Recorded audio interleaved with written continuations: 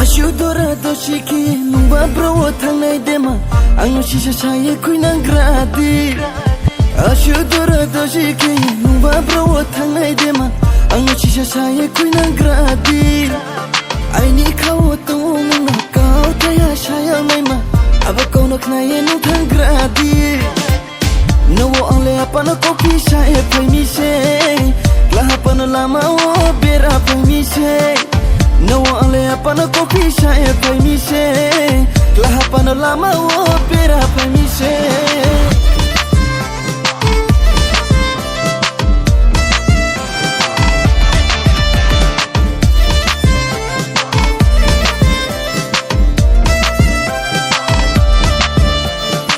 Shikaloma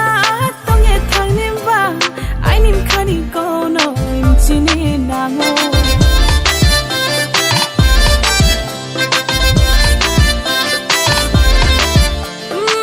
Shikaloma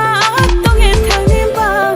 ainim khani kono imchini nango Lokhong khani hinge waiso ye tongpho lokhong mai dang no raklini nango Mui pi wan shong chong bai no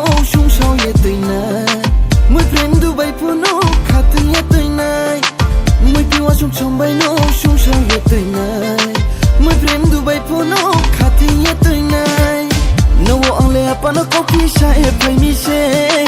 Klaha pana lama o bera pai mi se No wo ole apana kopi sha e pai mi se Klaha pana lama o bera pai mi se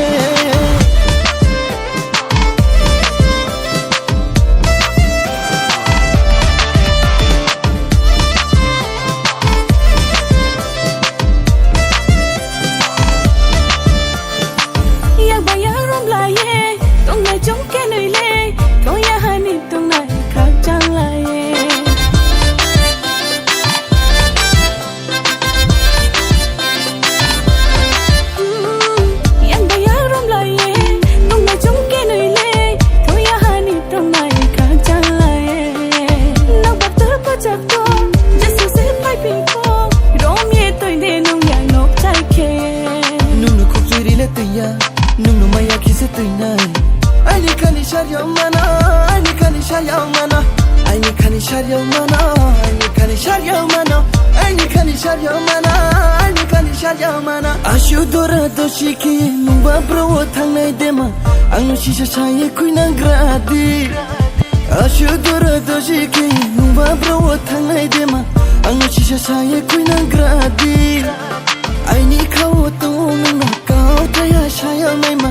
aba kono knaye nung thang gradi No wo ole apana kopi shaye paimi se